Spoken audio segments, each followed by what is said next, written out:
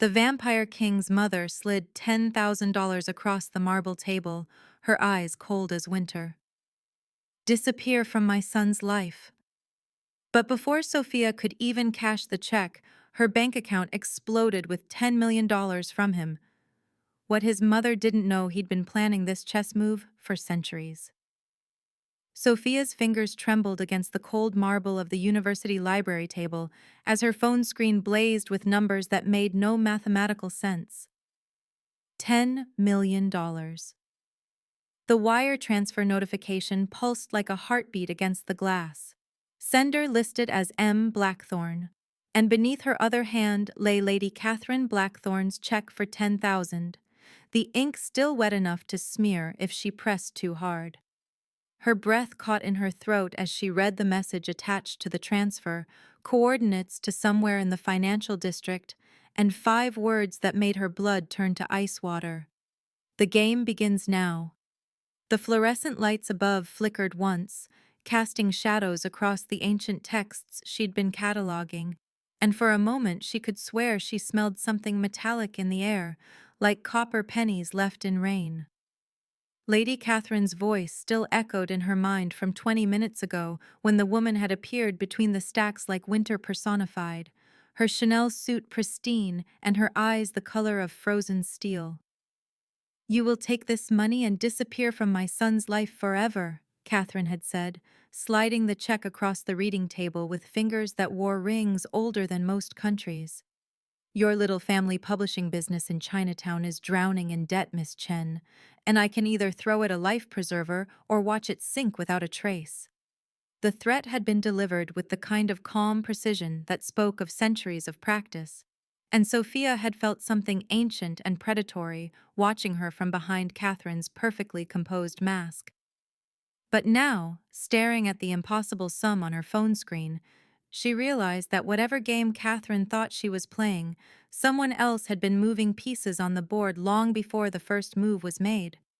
Her hands shook as she gathered the medieval manuscript she'd been translating, the one with the strange binding and pages that seemed to shimmer under certain lights, the one that had somehow found its way to her desk 3 months ago with a note requesting expert analysis.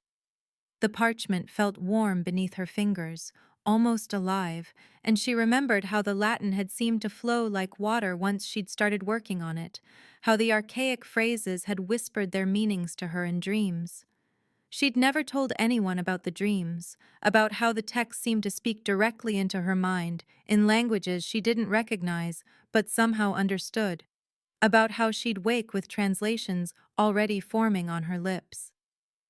The manuscript told the story of ancient pacts and blood bonds, of promises that transcended death and bargains that echoed through centuries, and now she wondered if her selection as its translator had been as random as she'd believed.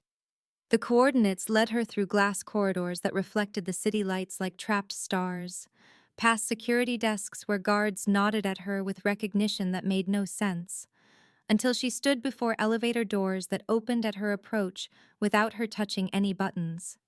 The penthouse revealed itself floor by floor as she rose through the building's crown, each level glimpsed through glass walls showing rooms filled with artifacts that belonged in museums, collections that spanned millennia and continents. Books lined shelves that stretched beyond sight, their leather bindings ranging from fresh gilt to ancient cracked spines that looked like they might crumble at a touch. And between them stood display cases holding objects that made her historian's heart race with possibilities. Roman coins that caught light like they'd been minted yesterday, Egyptian canopic jars with hieroglyphs that seemed to shift when she wasn't looking directly at them, medieval chalices that radiated an otherworldly presence, and weapons from cultures she couldn't immediately identify, all arranged with the careful precision of someone who understood their true value. When the elevator doors opened into the main living space, Sophia found herself in a glass cathedral dedicated to knowledge and memory, where floor-to-ceiling windows offered a view of the city that made her feel suspended between earth and sky.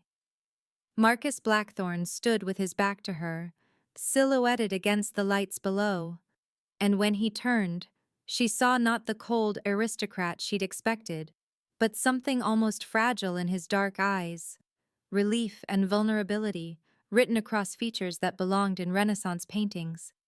He moved toward her with fluid grace that spoke of centuries of practice, and she noticed how the light seemed to bend around him, how shadows gathered at his feet like they were drawn to his presence. "Miss Chen," he said, and his voice carried undertones that made her bones vibrate like tuning forks. "I believe we have much to discuss about the manuscript you've been translating." He gestured toward a reading table where an ancient chalice sat beside documents that looked impossibly old, parchments covered in three distinct scripts that hurt her eyes to look at directly. "The binding pact," he continued, his fingers trailing along the edge of the nearest document with reverent care, "signed 3 centuries ago tomorrow between my mother and myself. For 300 years she has chosen my companions, selected brides from bloodlines she deemed appropriate, arranged political marriages that strengthened our position, but left my heart a battlefield of duty and disappointment. Tomorrow at midnight, that authority transfers to me alone, and she is desperate to make one final choice before her power expires." Sophia's breath caught as understanding dawned like sunrise over dark. Water, pieces of the puzzle clicking together with the terrible precision of a trap closing. "You've been watching me," she whispered, and he nodded with something that might have been shame if vampires were capable of such emotions. "For months," he admitted, "ever since you began working on the manuscript that details the exact terms of our agreement. The text you translated so beautifully, the passages about ancient bonds and their limitations, those weren't academic exercises. They were legal documents, proof of the pact's precise wording and the conditions for its termination. Your expertise gave me the ammunition I needed to prove my mother's authority ends at midnight tomorrow, not at some vague future date, as she'd always claimed." He moved to the windows and stared out at the city lights, like they held answers to questions he'd been asking for centuries. "In 700 years of existence," he said quietly, "I have collected treasures from every corner of the world, accumulated power and influence that spans continents, built an empire that operates in shadows most humans never suspect exist.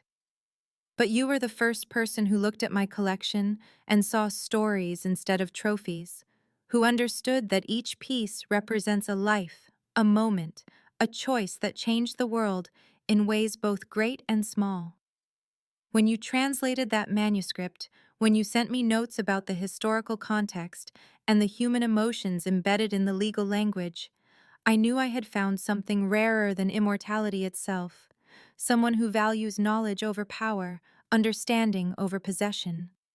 The truth hit her like cold water, washing away her last illusions about coincidence and chance. "This was never about the money," she said, understanding flooding through her like wine through water. "The 10 million, my grandmother's old connections to rare book dealers, even my job at the university library. You orchestrated all of it." His smile held centuries of loneliness and something that might have been hope if she dared to name it. "Not orchestrated," he corrected gently, "but recognized. Your grandmother Maria was part of a network I've worked with for decades, guardians who protect supernatural artifacts from those who would misuse them. When she died and left you her collection, when you began showing the same intuitive understanding of ancient texts that she possessed, I realized you were far more than a random scholar.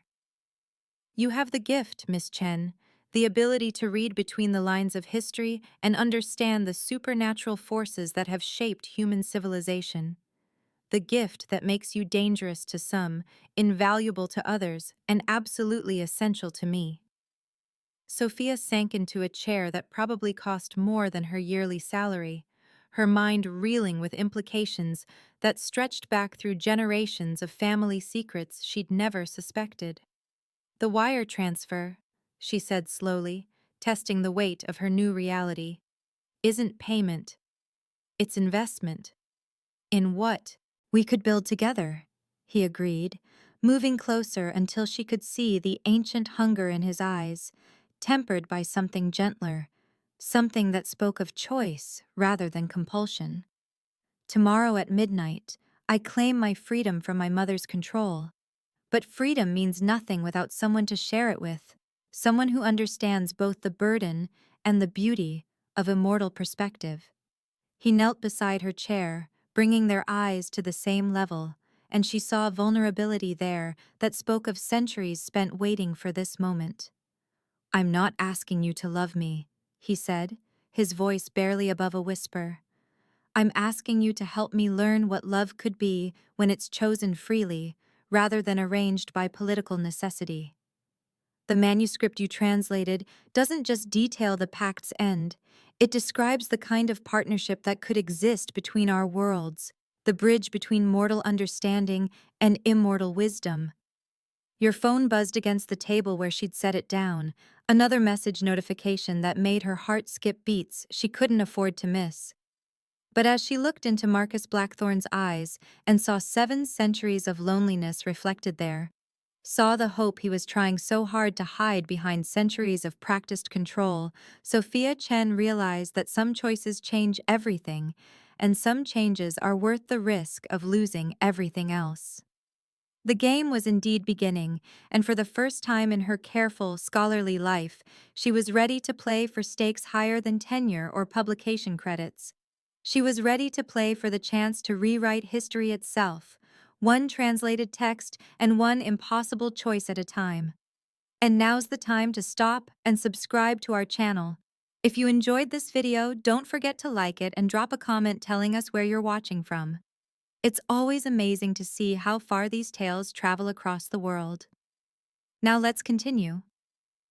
The glass chamber beneath the city hummed with centuries of accumulated power, its crystalline walls reflecting the faces of 12 vampires who had shaped human history from shadows deeper than any mortal conspiracy theorist could imagine. Lady Catherine Blackthorne stood at the center of the circular room, her silver hair catching the ethereal blue light that emanated from runes carved into the chamber floor. And when she spoke, her voice carried the authority of someone who had whispered in the ears of emperors and watched civilizations rise and fall like seasonal tides. "Emergency session called under Article 7 of the Covenant," she declared, her words echoing off surfaces that had been designed to amplify supernatural voices while dampening any sound that might escape to the human world above. "My son threatens our most fundamental law, the protection of our existence from mortal discovery, and he does so with a recklessness that borders on treason." The council members shifted in their obsidian chairs, ancient creatures wearing faces that ranged from medieval nobility to modern corporate executives, united by the predatory stillness that marked their kind and the careful political calculations that had kept them alive through centuries of change. Catherine had spent 300 years building this moment, weaving alliances through shared hunts and carefully arranged marriages, calling in favors that stretched back to plague years and revolution nights, creating a web of obligation and mutual benefit that made her voice carry weight beyond her official position. Councillor Dmitri, his Slavic accent still thick after 6 centuries in Western courts, leaned forward with interest that glittered like ice in winter moonlight. "Tell us of this threat, Catherine," he said, his fingers drumming against armrests carved from stone that had once supported Byzantine thrones. "How does young Marcus endanger what we have built?" "The human is a rare books curator," Catherine replied, activating holographic displays that showed surveillance footage of Sophia working late in the university library, her fingers tracing ancient texts with the kind of reverence that spoke of deeper understanding than mere academic interest. "She has access to historical documents that span millennia, connections to antiquarian networks that deal in supernatural artifacts, and most dangerously, the intellectual curiosity that drives her to dig deeper into mysteries that should remain buried. Already she has translated manuscripts that detail our most sensitive agreements, documents that could unravel treaties older than most human nations." The images shifted to show Sophia's apartment, her grandmother's extensive book collection visible in the background, shelves lined with volumes that would make any supernatural historian recognize the signs of a guardian bloodline. But Catherine saved her strongest argument for last, calling up financial records that showed wire transfers and monetary movements that painted a picture of supernatural influence in human affairs. My son has made her wealthy overnight, she continued, gifting her resources that will draw attention from tax authorities and financial investigators who monitor unusual transactions. He thinks love conquers all obstacles, but he fails to understand that exposure of our kind means war with humanity, and war means the extinction of everything we have built. Counselor Vanessa, her face bearing the sharp beauty that had made her legendary in Renaissance Italy, spoke with the measured tones of someone who had survived the Inquisition through careful political maneuvering. The boy reaches his majority tomorrow night, she observed, examining her perfectly manicured nails that could extend into claws, capable of cutting through steel. If the pact terminates as written, we lose all influence over his romantic choices. Perhaps Catherine fears not the human's knowledge, but her own irrelevance. The words hung in the air like poison, and Catherine felt the delicate balance of alliances shifting beneath her feet as council members weighed personal loyalty against political advantage. She had anticipated this challenge and prepared her response with the thoroughness that had kept her alive through centuries of supernatural intrigue. The pact was designed for different times, she said, her voice gaining the resonance that marked formal supernatural proclamation. When humans documented their histories in hand-copied manuscripts that could be controlled or destroyed, when travel took months and communication moved at the speed of horses. Now they have digital networks that spread information faster than wildfire, investigative journalists who specialize in uncovering hidden connections, and technology that can analyze artifacts with scientific precision our ancestors never imagined.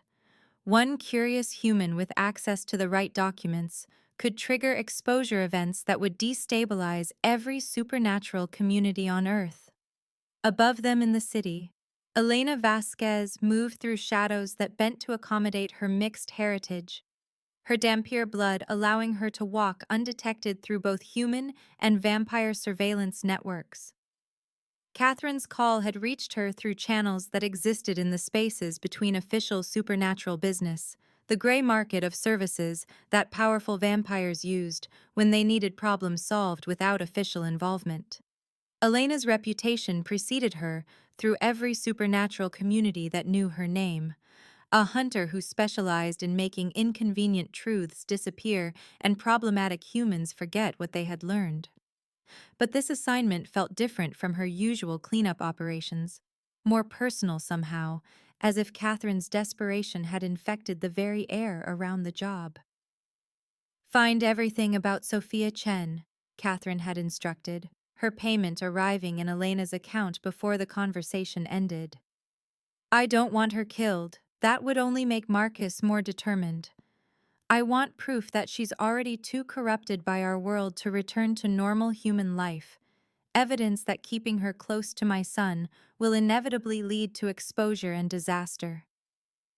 Elena's investigation began in digital spaces that most humans never accessed, databases that tracked bloodlines and inheritance patterns through networks that predated internet infrastructure by decades.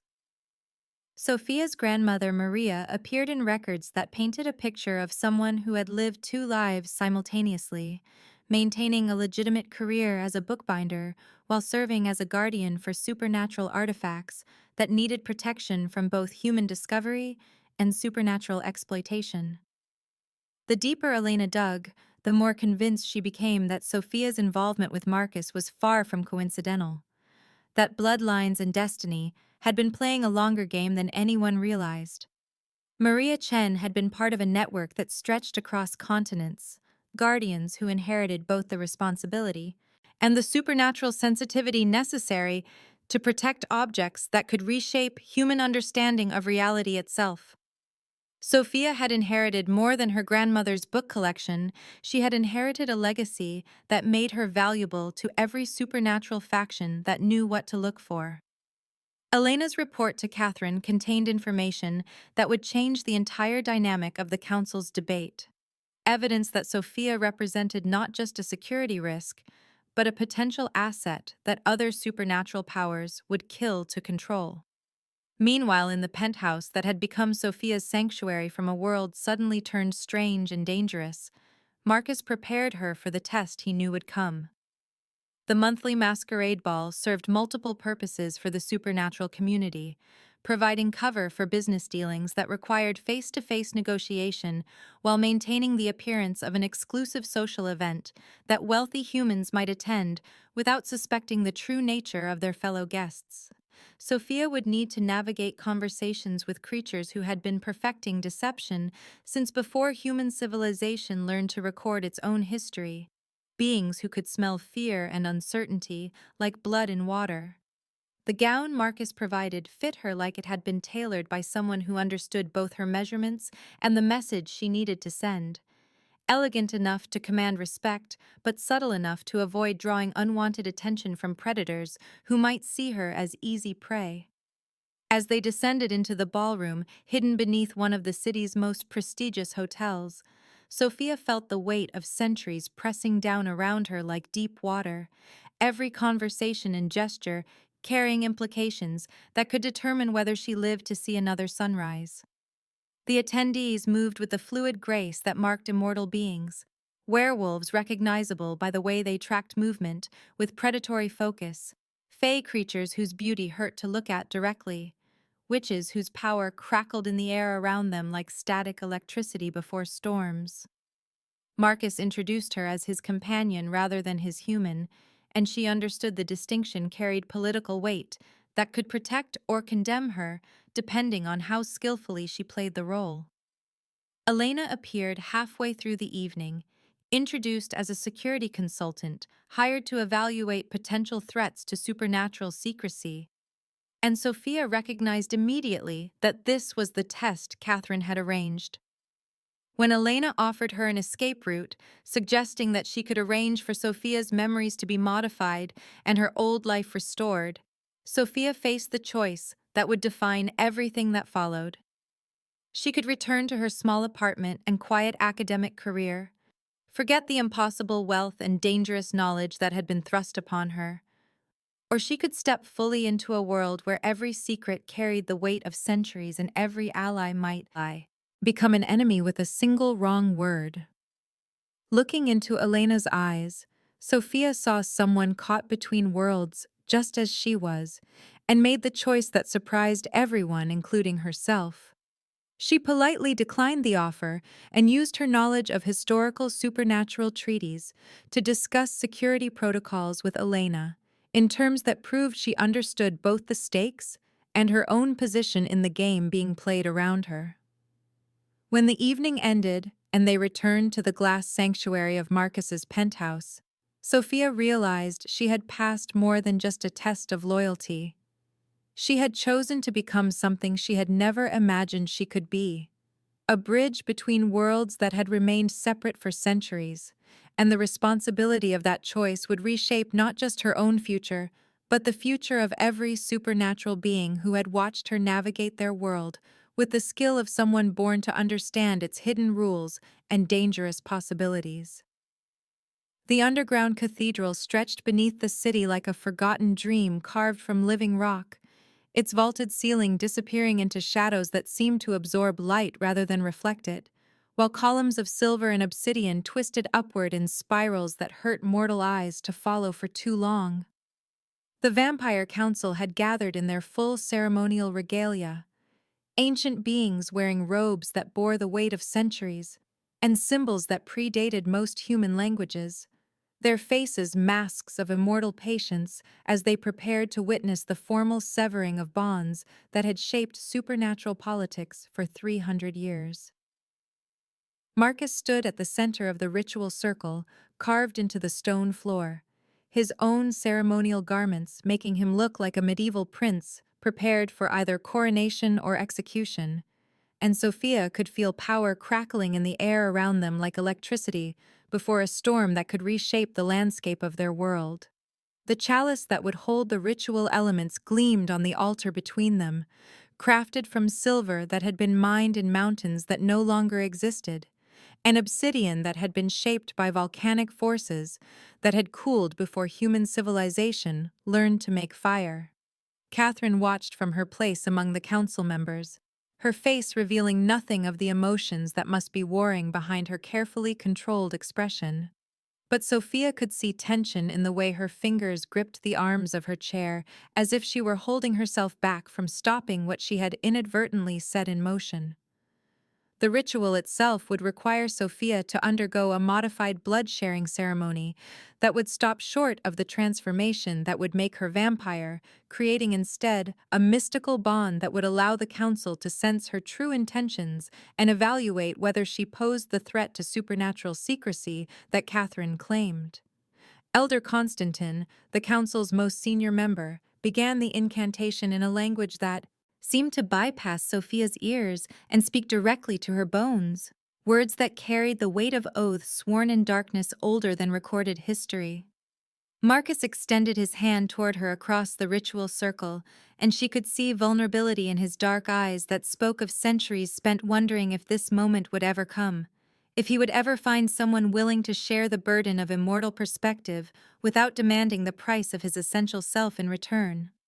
When she placed her palm against his, the first flash of memory hit her like lightning striking deep water. And suddenly she was experiencing his loneliness not as an abstract concept, but as a living thing that had carved hollow spaces in his chest, where warmth should have resided. She saw through his eyes the endless parade of arranged marriages that had felt like diplomatic treaties written in blood and ceremony. Beautiful vampire women who looked at him with calculation rather than affection, measuring his political value while remaining strangers to the parts of his nature that craved genuine connection over strategic alliance. The ritual chalice filled with their combined blood as Elder Constantine continued the incantation, and with each drop that fell, Sophia felt herself sinking deeper into the labyrinth of Marcus's memories, experiencing centuries of existence as a series of careful performances designed to maintain power while protecting the secret places of his heart from those who would use his emotions as weapons against him.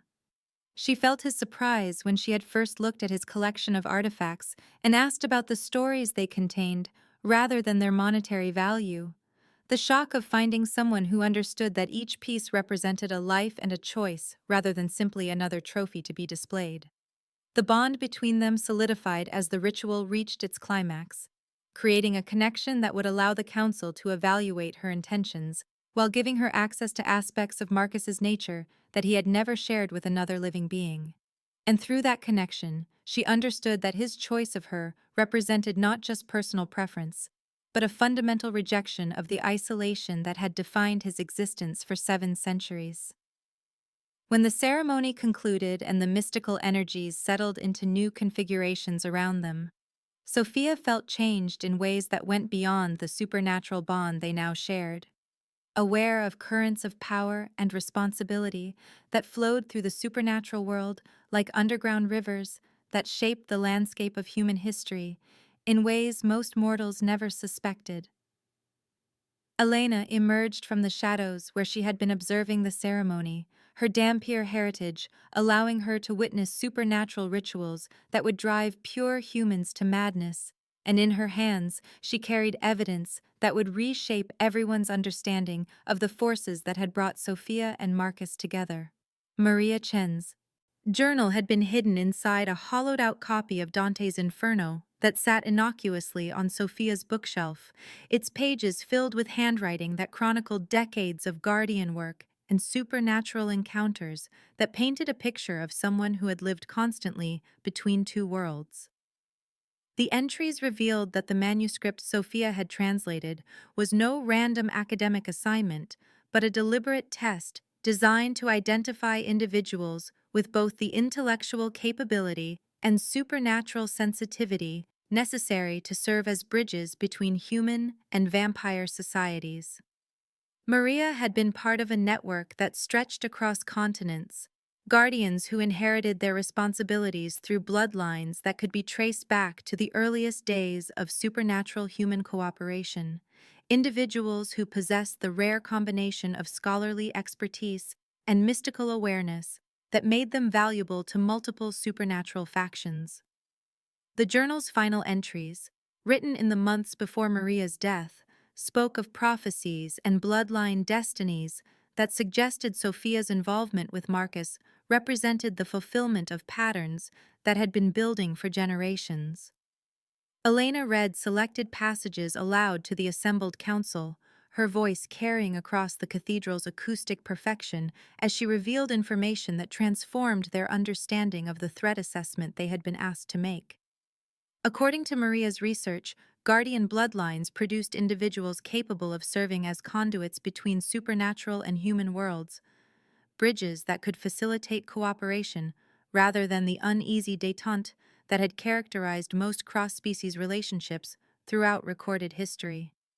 Sophia's sensitivity to ancient texts and her intuitive understanding of supernatural artifacts were not accidents of education, but inherited traits that made her exactly the kind of person who could help vampire society navigate the challenges of existing in an increasingly connected and technologically sophisticated human world.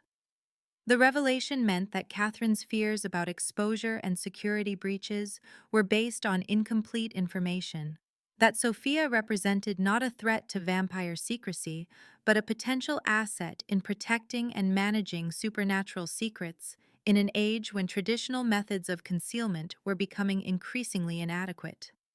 But Elena's investigation had uncovered something else, information that cast Catherine's opposition to Sophia in an entirely different light, and explained the desperation that had driven her to such extreme measures to separate her son from the woman he had chosen. The confrontation came later that night in Catherine's private study, a room lined with portraits of Blackthorn ancestors and documents that chronicled the family's rise to prominence within vampire society over the course of multiple centuries. Catherine stood before a fireplace that burned with flames that cast no shadows, her silver hair catching light that seemed to emanate from sources beyond the merely physical, and when she turned to face Sophia, her carefully maintained composure cracked just enough to reveal the pain that had been driving her actions from the beginning. "You want to know why I fear your influence over my son," Catherine said, her voice carrying undertones that spoke of losses too profound for even immortal beings to bear easily. "Let me tell you about Thomas Whitmore, a human scholar who captured my heart 3 centuries ago, when I was young enough to believe that love could conquer the practical realities of supernatural politics. He was brilliant and kind, and saw beauty in knowledge rather than power, much as you do, and I thought our different natures were obstacles that could be overcome through careful planning and patient effort."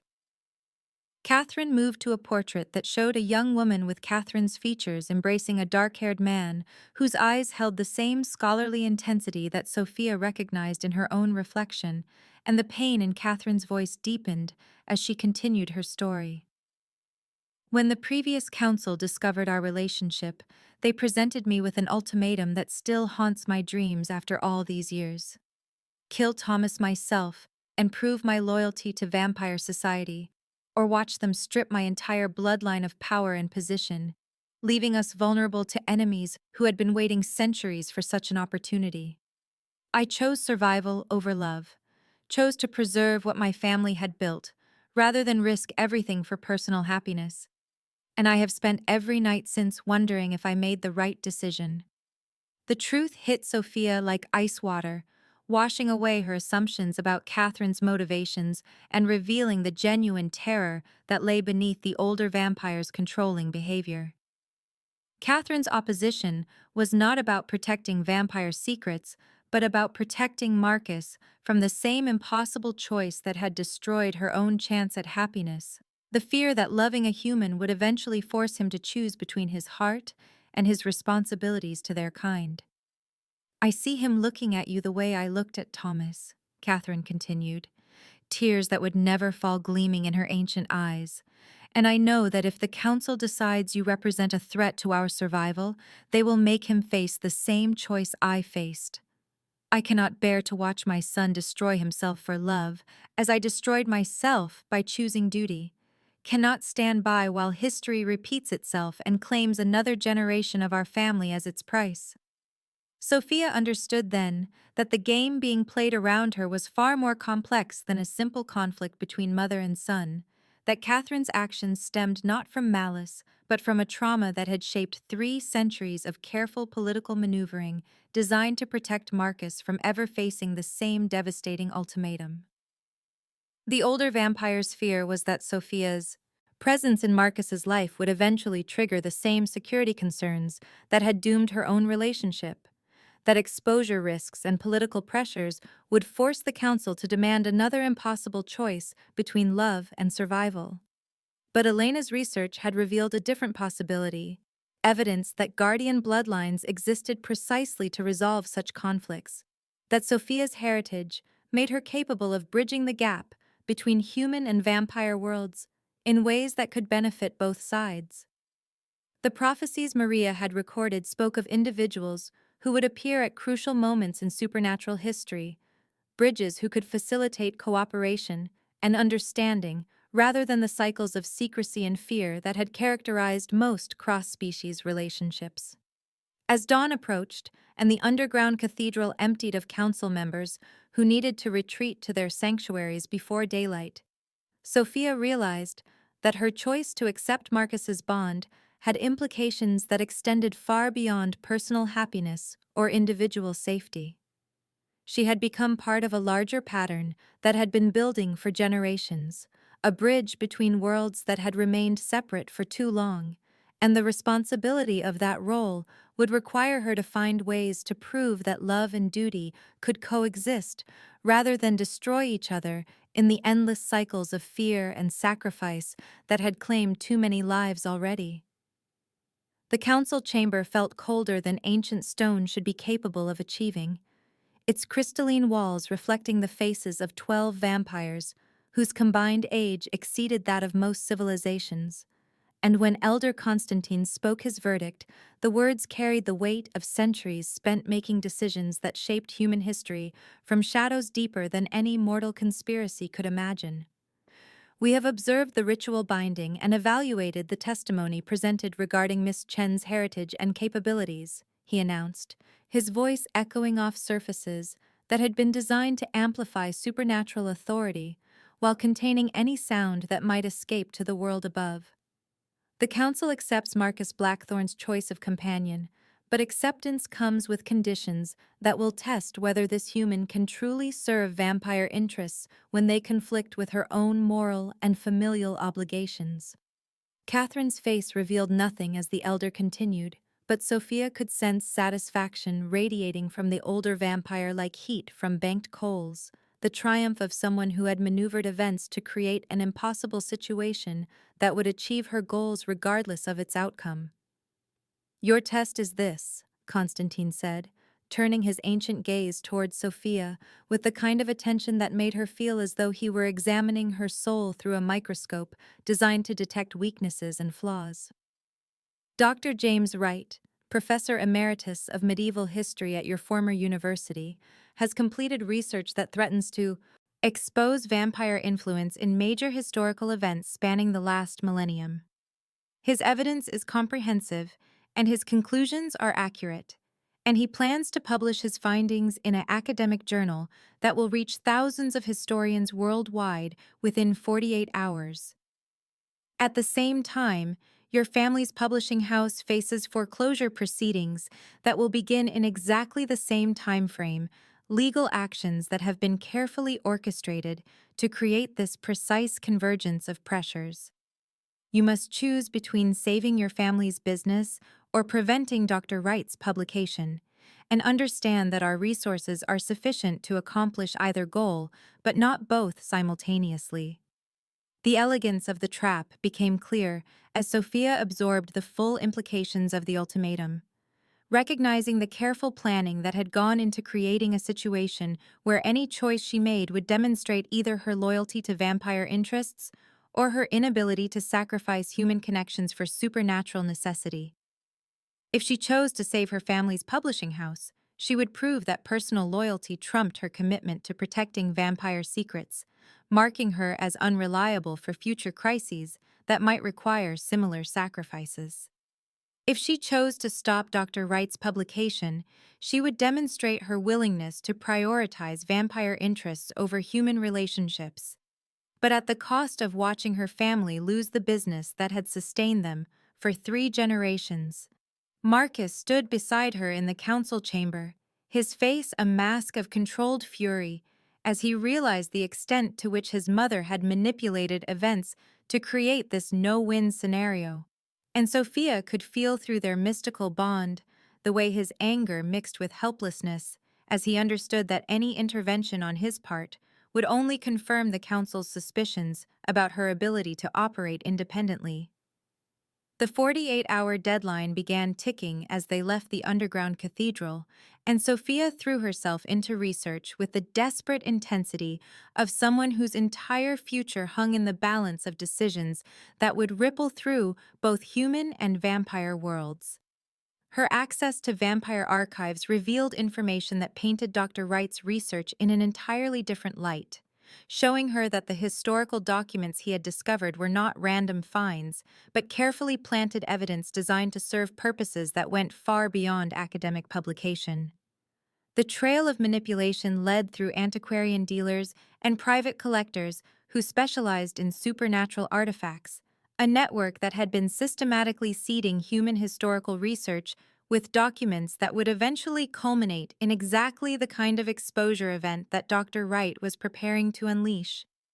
But the deeper Sophia dug into the vampire archives, the more convinced she became that Wright's research represented something far more dangerous than simple academic curiosity about unexplained historical patterns. The documents he had found detailed vampire influence in events that had shaped the balance of power between supernatural species for centuries, treaties and agreements that had prevented wars between vampires and werewolves, between fey courts and witch covens, between ancient beings whose conflicts could devastate human civilization if they were allowed to escalate into open warfare. Wright's publication would not just expose vampire society to human scrutiny, it would destabilize carefully maintained supernatural treaties by revealing the extent to which vampires had manipulated historical events to maintain their position as the dominant supernatural power structure. The evidence pointed toward a rogue faction led by vampires who had been exiled from council territories decades ago, beings who saw the exposure of vampire society as a necessary step toward overthrowing the current power structure and establishing themselves as the new rulers of supernatural civilization. Victor Draven's name appeared repeatedly in the archives as someone who had opposed the current council's policies of careful secrecy and gradual adaptation to changing human technological capabilities, advocating instead for a more aggressive approach that would reveal supernatural existence to humanity and use the resulting chaos to seize control from more cautious leaders. Sophia realized that stopping Wright's publication was not about protecting vampire secrets but about preventing a carefully orchestrated attempt to destabilize supernatural society and trigger conflicts that could destroy centuries of careful diplomatic work. She found Wright in his cluttered office at the university, surrounded by stacks of documents and photographs that represented years of meticulous research, and she could see immediately that he had no understanding of the forces that had manipulated his scholarly curiosity to serve purposes that went far beyond academic publication. The conversation that followed tested every skill she had developed as both a historian and a diplomat, as she attempted to convince her former mentor that his groundbreaking research was actually part of an elaborate deception designed to serve political goals that he would never willingly support. Wright listened with the kind of skeptical attention that had made him legendary among graduate students, his questions probing and incisive as she walked him through evidence that revealed the supernatural origins of documents he had believed were genuine medieval sources.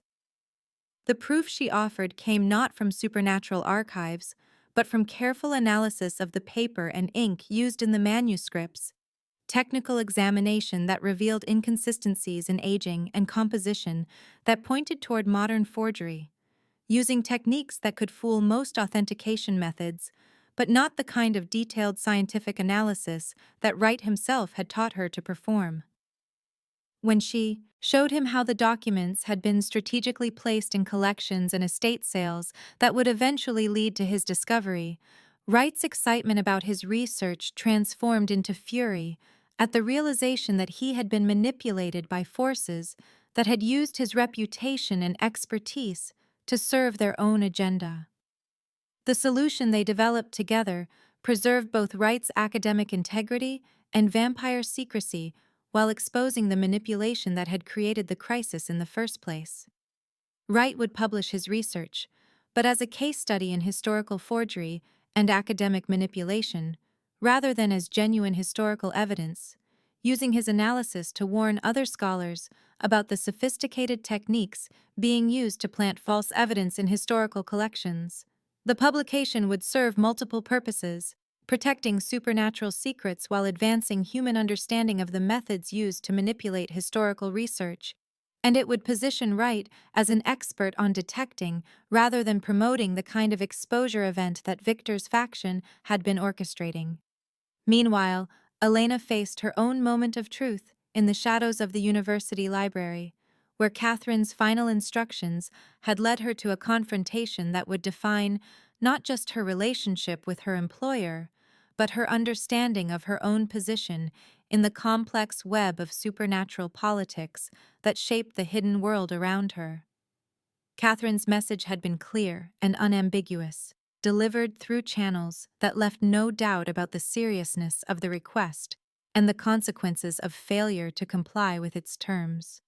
If Sophia proved unable to pass the council's test, if she chose family loyalty over supernatural necessity, then Elena was to ensure that she never had the opportunity to betray vampire secrets to human authorities or rival supernatural factions. The elimination was to look like an accident, a random crime that would remove the security risk while allowing Marcus to grieve for someone he had lost to human violence rather than vampire politics. But as Elena waited in the darkened stacks, where Sophia worked late into the night, researching solutions to the impossible choice the council had forced upon her, the Dampier found herself questioning loyalties that had seemed absolute, until she encountered someone else caught between worlds that demanded conflicting allegiances. Sophia's dedication to finding a solution that would protect both vampire interests and human relationships resonated with Elena's own struggles to balance her mixed heritage with the practical necessities of survival in a world that saw Dampiers as useful tools rather than individuals with their own agency and moral concerns. When the confrontation finally came, when Elena stepped from the shadows with weapons that could end Sophia's life before she could call for help that would never arrive in time, the conversation that followed revealed truths about supernatural politics that neither woman had fully understood before their paths crossed in this moment of crisis. Elena's investigation had uncovered evidence that Sophia represented just one target in a much larger campaign of elimination and manipulation that Victor's faction had been conducting across multiple continents, removing guardian bloodlines and bridge individuals who might interfere with their plans to destabilize supernatural society through controlled exposure events. Catherine had been manipulated just as surely as Dr. Wright, her maternal fears and traumatic memories exploited by enemies who understood that the most effective weapons against their targets were often the people who loved them most and wanted to protect them from the very dangers that their enemies were orchestrating. In choosing to become Sophia's protector instead of her executioner, Elena made a decision that aligned her with forces working to preserve the delicate balance between supernatural and human worlds, rather than those seeking to destroy it for personal advantage. The information she shared about other supernatural factions and their interest in Sophia's guardian heritage provided crucial intelligence that would reshape how both Sophia and Marcus understood the larger conflicts surrounding their relationship and the role they were being asked to play in events that would determine the future of supernatural civilization. As the 48-hour deadline approached its conclusion, and Sophia prepared to present her solution to both the council and her family, she realized that the test had never been about choosing between human and vampire loyalties, but about finding ways to protect both worlds from forces that would use exposure and conflict to serve their own destructive agenda. Elena's revelation struck the penthouse like lightning through glass, her Dampier senses having detected surveillance patterns that spoke of coordination far beyond anything Catherine could have orchestrated alone. And as she spread surveillance photographs across Marcus's ancient reading table, the scope of the conspiracy became clear, with the terrible precision of a trap that had been decades in the making. Victor Draven had been moving pieces across the supernatural chessboard for longer than anyone had suspected, his exile from Council territories serving as cover for operations that reached into every major supernatural community across 3 continents. And the evidence Elena had gathered painted a picture of someone who had turned his banishment into an opportunity to build a shadow network capable of toppling the established order.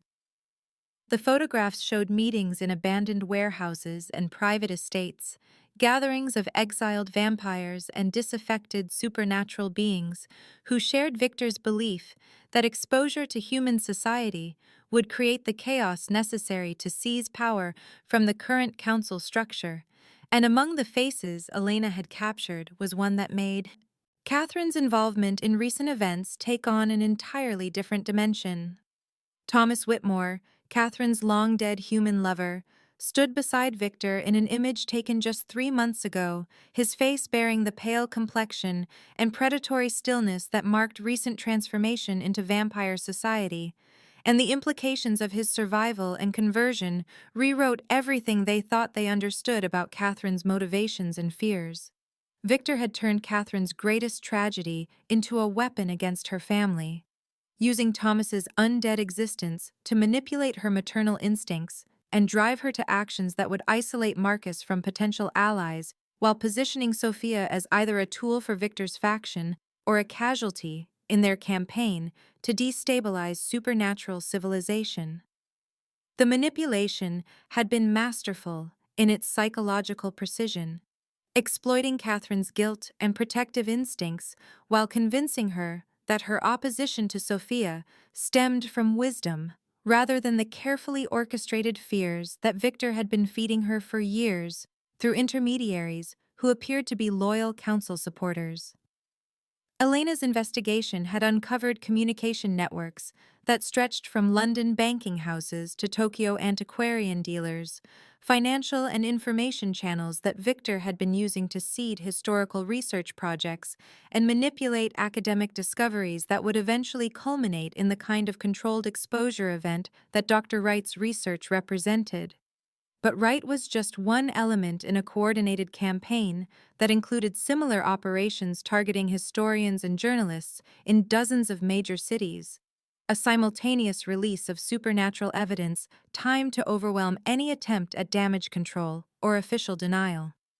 Marcus absorbed Elena's intelligence with the kind of focused intensity that had made him legendary among supernatural negotiators, his centuries of political experience allowing him to recognize the elegance and scope of Victor's long-term strategy while understanding that their window for effective countermeasures was closing with each passing hour.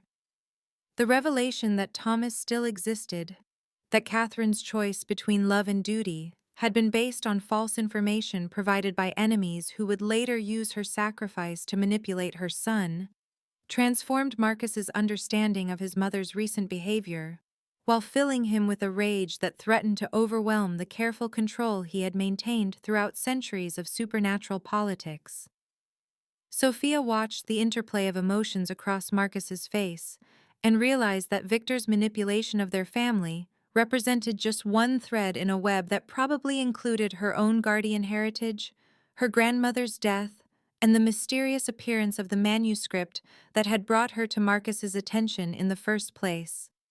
The pieces of the larger conspiracy were beginning to fit together with the terrible logic of a plan that had been generations in the making, designed to use their love for each other as a catalyst for events that would reshape the supernatural world, according to Victor's vision of apocalyptic transformation. The Guardian network that Maria Chen had helped establish decades ago proved to be the key to understanding the full scope of Victor's operations, and Sophia's contacts with the surviving members revealed information that elevated the threat from academic exposure to potential supernatural war.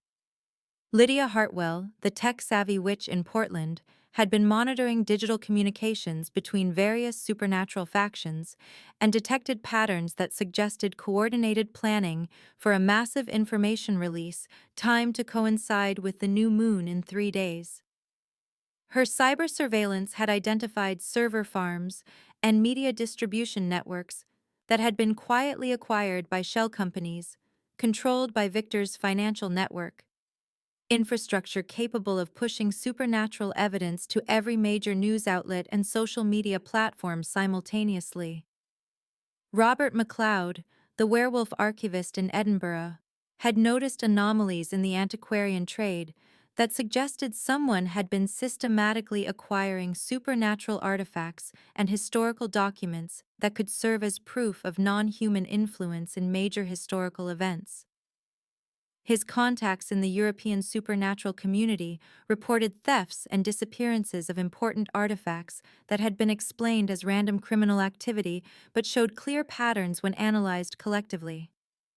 Celeste Dubois, the Fey historian in New Orleans, provided perhaps the most disturbing intelligence about Victor's ultimate goals, her connections to the Fey courts revealing that Victor had been negotiating with various supernatural factions about territorial divisions that would take effect after human society collapsed under the weight of revealed supernatural truth.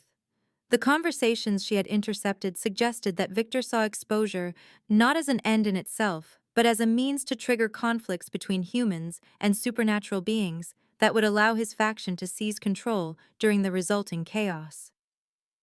The Guardian network's combined intelligence painted a picture of a conspiracy that went far beyond simple political maneuvering, revealing Victor as someone who was willing to risk the destruction of supernatural civilization itself, if it meant he could rebuild it according to his own vision of proper hierarchy and control. The 3-day timeline meant that conventional diplomatic solutions were impossible, that any attempt to work through official supernatural channels would take longer than they had available before Victor's plan reached the point of irreversible implementation. Sophia found herself coordinating a response that drew on every aspect of her guardian heritage, while relying on connections that spanned both human and supernatural communities using her academic credentials to access information networks while leveraging her newfound supernatural alliances to gather intelligence that could prevent catastrophic exposure. Catherine's involvement in their counterstrike came as a surprise that recontextualized everything about her recent behavior. Her private study revealing years of careful documentation and evidence gathering that painted her not as an opponent, but as someone who had been fighting Victor's influence from within the council structure for longer than anyone had realized. The older vampire's collection of correspondence and political documents showed a pattern of supernatural accidents and convenient deaths that had weakened council authority while strengthening Victor's position among exiled factions, incidents that Catherine had suspected were coordinated but had been unable to prove without risking her own position. Her persecution of Sophia had been motivated not just by maternal protectiveness, but by recognition that Victor would use any human connection to Marcus as a weapon against their family, either by corrupting Sophia to serve his purposes or by using her death to drive Marcus toward the kind of desperate actions that would destabilize council authority. The revelation that Victor had manipulated the very crisis that forced Catherine to choose between love and power centuries ago reframed her recent actions as attempts to prevent history from repeating itself, driven by knowledge that Victor would exploit any perceived weakness in their family structure to advance his long-term plans for supernatural revolution.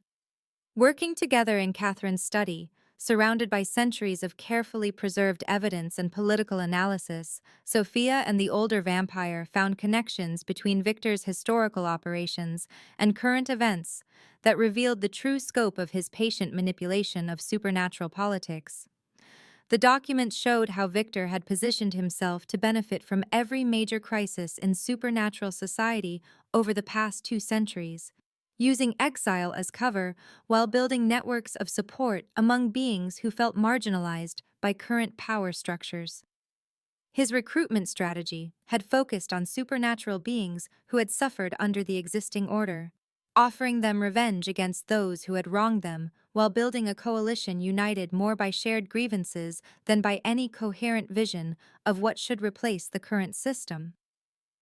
Catherine's evidence proved that Victor had been behind the council crisis that destroyed her relationship with Thomas, orchestrating events to create the impossible choice she had faced while positioning himself to exploit the resulting trauma and guilt for centuries afterward. The manipulation had been so sophisticated that Catherine herself had only begun to recognize it in recent years, as patterns became clear that had been invisible when she was living through the individual events that comprised Victor's larger strategy. The alliance between Catherine and Sophia represented more than just a temporary truce in their conflict over Marcus. It marked the beginning of a cooperation that drew on both women's strengths while addressing the weaknesses that Victor had been exploiting to turn them against each other. Catherine's centuries of political experience and extensive network of supernatural contacts provided the institutional knowledge and established relationships necessary to coordinate a response across multiple supernatural communities, while Sophia's guardian heritage and academic training offered the analytical skills needed to understand Victor's methodology and anticipate his next moves. Together, they began reaching out to council members and faction leaders who had been isolated by Victor's manipulation, rebuilding communication networks that had been damaged by years of carefully orchestrated misunderstandings and artificial conflicts designed to prevent effective cooperation against Victor's long-term plans. The work required delicate diplomatic maneuvering that balanced supernatural politics with the urgent timeline imposed by Victor's approaching revelation event, and every conversation carried the risk of encountering allies who had been corrupted or enemies who were better informed about their activities than they realized.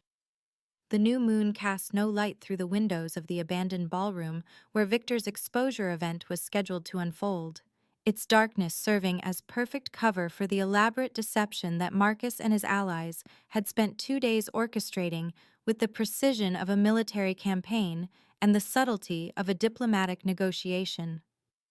The supernatural masquerade ball had been relocated to this crumbling mansion on the city's outskirts, its grand architecture providing the perfect stage for what appeared to be an authentic gathering of immortal beings conducting their ancient business under cover of elegant social interaction. Elena coordinated the technical aspects of their trap from hidden positions throughout the building, her Dampier heritage allowing her to move unseen through both vampire and human surveillance networks while positioning cameras and recording equipment that would capture every moment of the false supernatural conflict they planned to stage.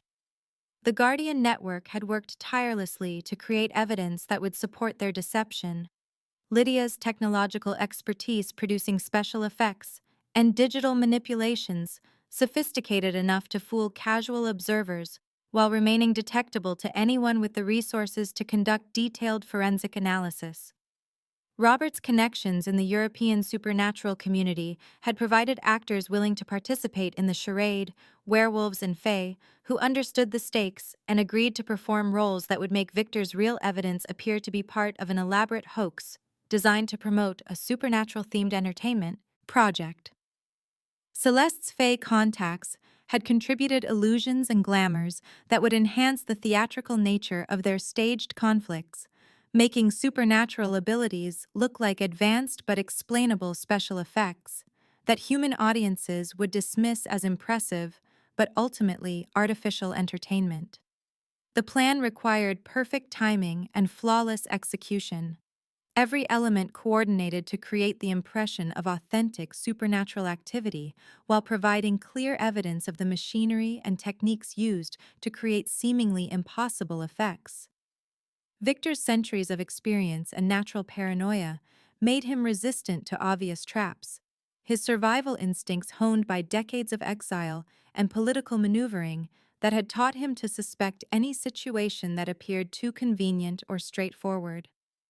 When his surveillance network detected the relocated masquerade ball and the unusual activity surrounding the abandoned mansion, his response revealed both his intelligence and his willingness to escalate beyond the boundaries that governed most supernatural conflicts.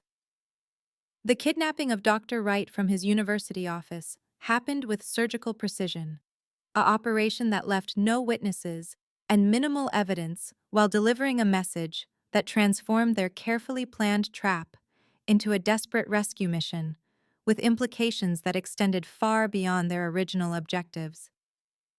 The note Victor left in Wright's place was written in Latin on parchment that radiated supernatural energy, its words carrying threats that made clear his understanding of the relationships and loyalties that bound their group together.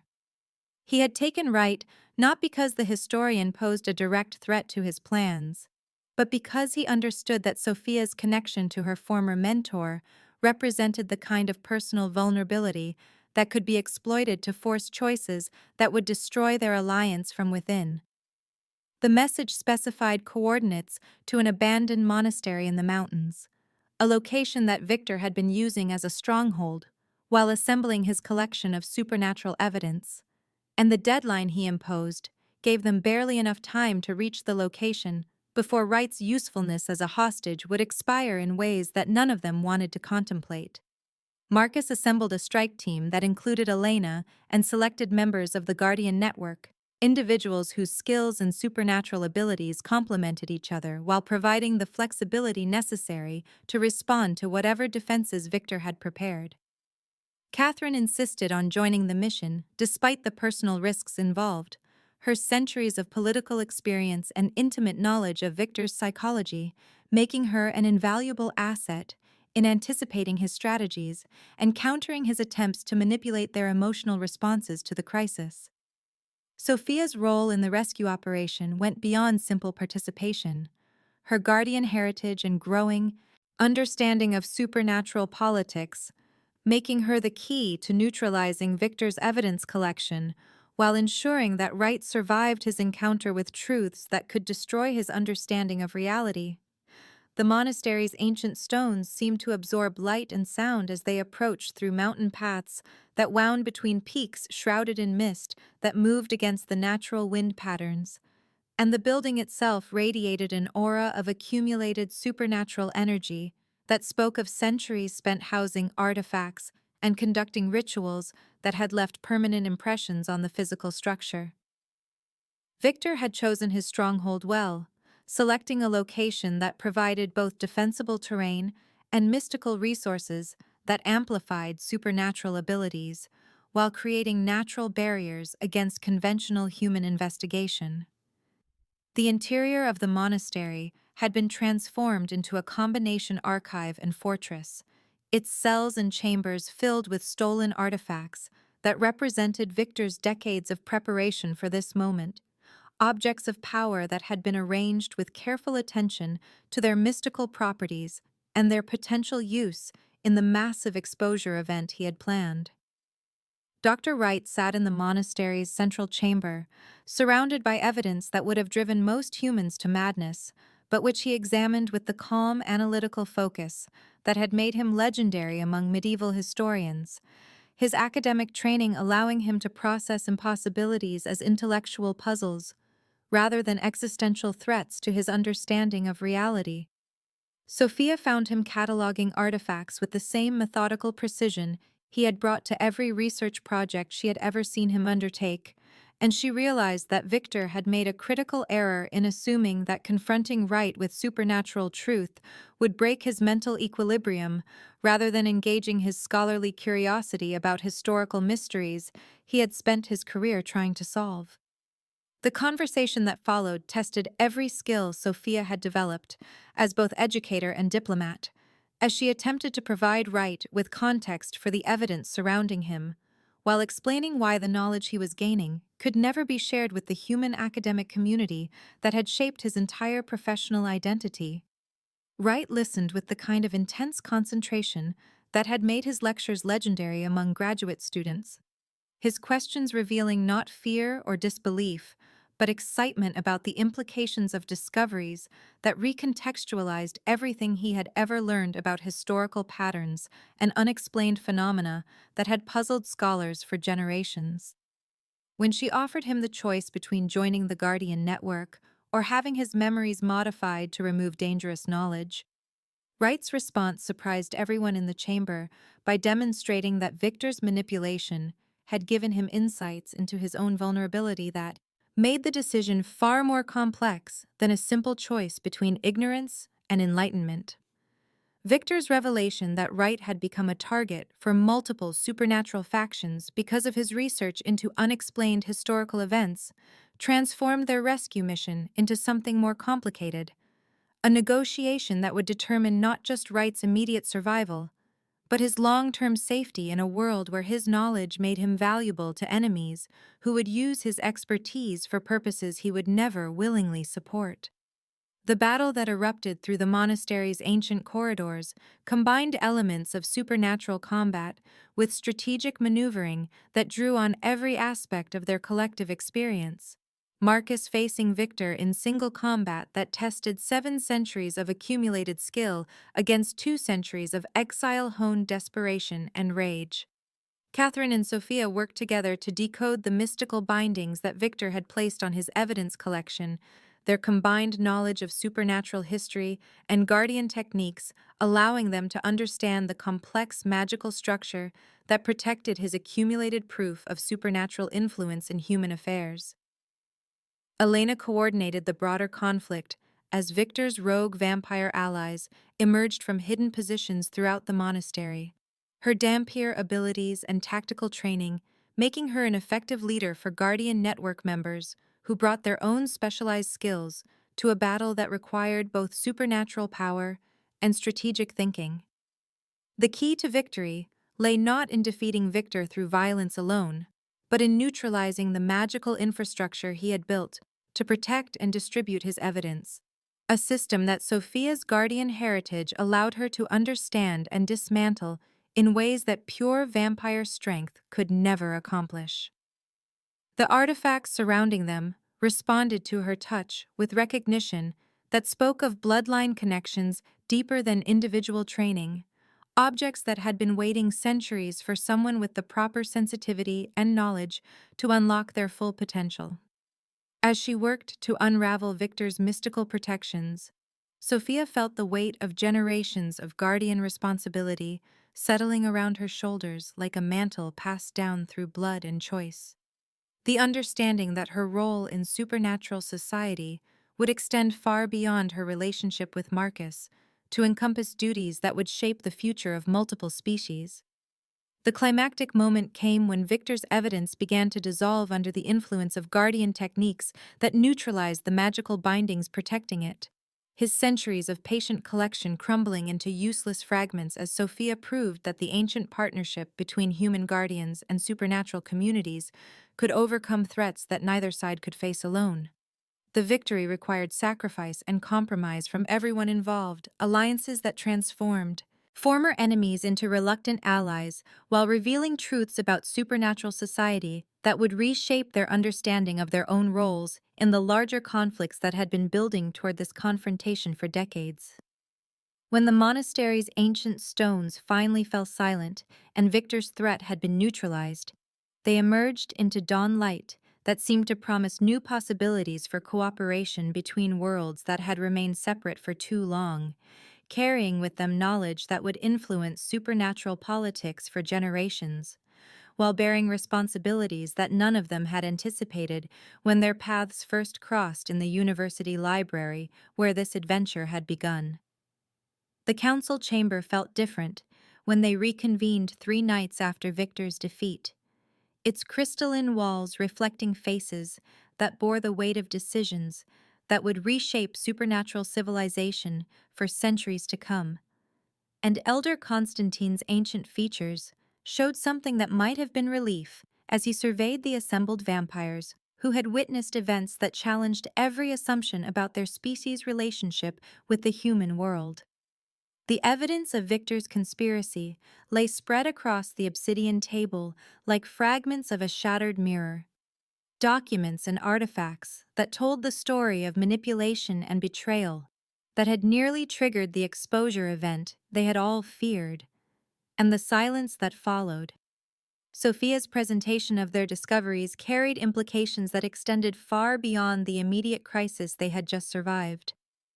With Victor's threat eliminated and his evidence collection destroyed, the council faced a reality that none of them had anticipated when they first gathered to evaluate Marcus's choice of a human companion. The understanding that traditional methods of protecting supernatural secrecy were becoming inadequate in an age of digital surveillance and global communication networks that made old strategies of isolation and intimidation increasingly impossible to maintain. Sophia stood before the assembled vampires with confidence that had been earned through trials that would have broken most humans, her guardian heritage now fully awakened, and her understanding of supernatural politics deepened by experiences that had transformed her from an academic observer into an active participant in conflicts that shaped the hidden history of their world. The proposal she presented drew on everything she had learned about both human and vampire nature, offering a solution that acknowledged the changing realities of their situation while building on the foundation of cooperation that had made Victor's defeat possible. The new covenant she outlined would formalize the relationship between guardian networks and supernatural communities, creating official channels for communication and coordination that would replace the informal arrangements that had governed such partnerships for generations. Rather than relying on threats and intimidation to maintain secrecy, the proposed system would use education and mutual benefit to create sustainable relationships between humans and supernatural beings who shared common interests in protecting the delicate balance between their worlds. The Guardian networks would expand beyond their traditional role as protectors of artifacts to become active participants in information management, working with supernatural communities to identify and neutralize potential exposure threats while helping to adapt ancient institutions to modern technological realities. Sophia's presentation included detailed proposals for training programs that would prepare new guardians for their responsibilities, communication protocols that would allow rapid response to emerging threats, and oversight mechanisms that would ensure accountability while respecting the autonomy of different supernatural species. The plan represented a fundamental shift from the hierarchical control structures that had dominated supernatural politics for centuries toward cooperative arrangements that would distribute responsibility while increasing effectiveness. Catherine's response to the proposal surprised everyone in the chamber, her voice carrying none of the opposition that had characterized her recent interactions with Sophia, as she spoke with the authority of someone who had finally found a way to reconcile her maternal protectiveness with her political responsibilities. The older vampire's support for the new covenant reflected her understanding that Victor's manipulation had exploited weaknesses in traditional supernatural governance that would continue to threaten their security until fundamental changes were implemented. Her vote in favor of accepting Sophia's proposal carried additional weight because of her reputation as someone who had always prioritized supernatural secrecy above personal considerations, making her endorsement of cooperation with human guardians particularly significant to council members who respected her centuries of service to vampire interests. The council's acceptance of the new covenant required 3 more nights of detailed negotiations and careful compromise. As different factions worked to address concerns about implementation and oversight, while balancing competing priorities that reflected the diverse perspectives represented among the 12 ancient vampires who shaped policy for their species. When the final vote was tallied and the new arrangement officially approved, the ceremony that followed marked not just the end of Victor's threat, but the beginning of a new era in supernatural human relations that would influence both communities for generations to come. Marcus's formal claiming of his right to choose freely took place in the same underground cathedral where the blood pact had been established 3 centuries earlier. But the ritual that dissolved his mother's authority over his romantic decisions also transformed their relationship in ways that went far beyond simple legal formalities. Catherine's relinquishing of control represented more than the end of an ancient agreement. It marked her acceptance of Marcus as an equal partner in family decisions and political strategies, rather than a son whose choices required maternal guidance and approval. The ceremony itself drew on traditions that predated most human civilizations, words of power spoken in languages that carried the weight of oaths sworn in darkness older than recorded history. But the underlying meaning reflected modern understanding about the importance of individual agency and mutual respect in relationships that would endure across centuries of change and challenge. Sophia's acceptance of her position as the first official human liaison to the Vampire Council came with responsibilities that extended far beyond anything she had imagined when she first began translating the manuscript that brought her to Marcus's attention. Duties that would require her to balance competing interests while building trust between communities that had remained separate for thousands of years. Her new role involved establishing guardian networks in major cities worldwide, coordinating with supernatural communities across multiple species, and developing protocols for managing information in an increasingly connected world where traditional methods of secrecy were becoming impossible to maintain. Elena's appointment as Sophia's deputy represented recognition of her unique qualifications as someone whose Dampier heritage allowed her to understand both human and vampire perspectives, while her experience in security and investigation provided practical skills necessary for implementing the new cooperative arrangements.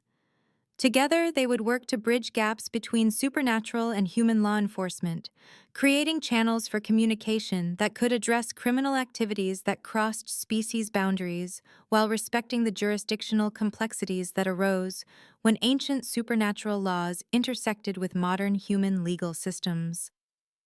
The months that followed Victor's defeat brought challenges that tested every aspect of the new arrangements they had created, as guardian networks struggled to establish themselves in cities where supernatural communities had operated in isolation for centuries, and vampire councils worked to adapt governance structures that had remained unchanged since medieval times. But the cooperation that had made their victory over Victor possible continued to prove its value, as they encountered threats that required both human expertise and supernatural power to address effectively. The digital age brought new vulnerabilities that traditional vampire security methods could not handle alone, while human law enforcement agencies increasingly encountered phenomena that required supernatural insight to understand and resolve safely. In the quiet hours when they could retreat to Marcus's penthouse library, surrounded by books and artifacts that represented centuries of accumulated knowledge, Sophia and Marcus found time to reflect on the choices that had brought them to this point and the implications of the path they had chosen together. Their conversations revealed understanding that their relationship carried costs that went beyond personal sacrifice, responsibilities that would influence their lives and the lives of countless others for decades to come. Sophia's acceptance of her role as a bridge between human and vampire worlds meant that she could never again live as a purely human being. Her knowledge of supernatural secrets and her obligations to protect them, making her a permanent part of conflicts and political maneuverings that most humans never suspected existed. The weight of information that could destabilize governments or trigger wars between species had become her constant companion, a burden that required eternal vigilance and careful judgment about what could be shared and what must remain hidden. Marcus's choice to bind himself to a human partner had transformed his position within vampire society from one of inherited authority to one that required constant negotiation and compromise, his political power now dependent on cooperation and consensus building rather than the traditional dominance that had characterized vampire leadership for millennia. The simplicity of arranged marriages and predetermined alliances had given way to complex relationships that required ongoing attention and mutual respect. making his reign more challenging, but ultimately more rewarding than anything his ancestors had experienced. As they worked together translating ancient texts that would help new guardians understand their responsibilities and develop the skills necessary for their roles, Sophia and Marcus recognized that they had chosen the more difficult path, but also the one that offered genuine partnership based on shared values rather than political convenience. Their collaboration on projects that would influence supernatural education for generations represented the kind of equal partnership that neither had imagined possible when their relationship began with wire transfers and mysterious manuscripts. The notification that arrived on Sophia's phone as they worked late one evening carried significance that went far beyond its technical content. A digital archive containing Guardian records from around the world that represented the growth of networks they had helped establish and the success of cooperation they had advocated despite initial skepticism from both human and supernatural communities. The archive included reports from Guardians in cities across 6 continents, documentation of successful collaborations between human and supernatural law enforcement agencies, and evidence that the new covenant was creating exactly the kind of sustainable secrecy that would protect both communities while allowing them to adapt to changing technological and social realities. Catherine's $10,000 check, now framed and displayed on Marcus's desk beside a photograph of his parents from happier times, served as a daily reminder of how much their lives had changed and how little they had understood about the forces shaping their choices when their story began.